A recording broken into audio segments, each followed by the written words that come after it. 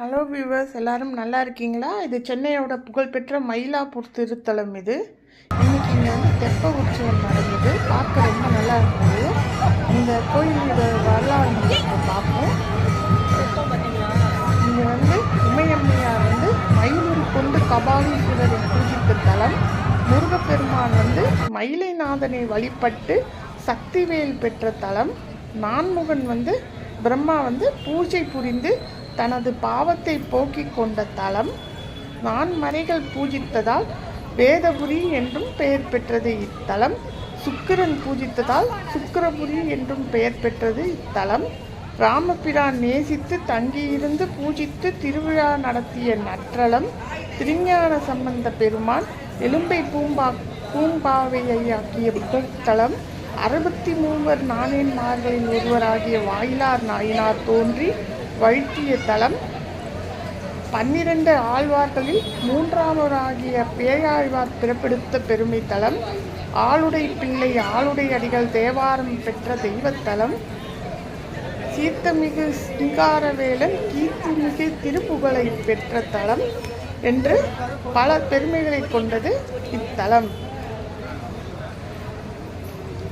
இது வந்து தலபுராணம் வந்து மயிலாப்பூர் என்ற பெயர் இறைவி உமாதேவியார் மயில் உருவம் எடுத்து சிவபெருமானை வழிபட்ட தல புராணத்தை அடிப்படையாக கொண்டது.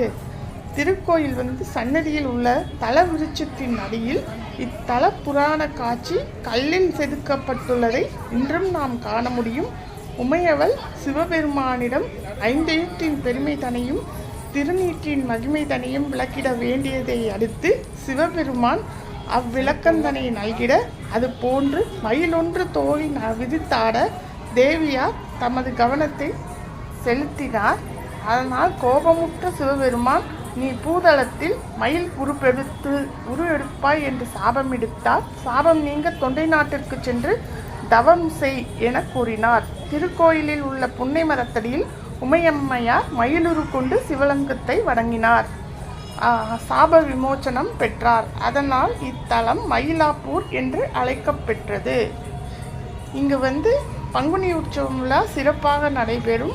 63 விழா வந்து இங்கு சிறப்பானது. இங்கு இந்த கோயில் வந்து சென்னையில் இருக்கு. சென்னையிலேருந்து பஸ் வசதி எல்லா இடத்துக்கும் உள்ளது. இங்கு இந்த கோயிலுக்கு வர்றதுக்கு இங்கே சென்னை வந்தீங்கன்னா இந்த கோயிலுக்கு வந்து பாருங்கள். சேனலை சப்ஸ்கிரைப் பண்ணலைன்னா பண்ணிடுங்க. தேங்க்யூ.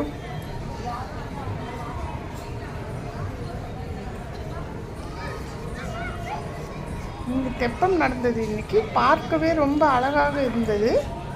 நீங்கள் சென்னை வந்தீங்கன்னா இந்த கோயிலையும் வந்து பாருங்கள், தவறாமல் வந்து பாருங்கள்.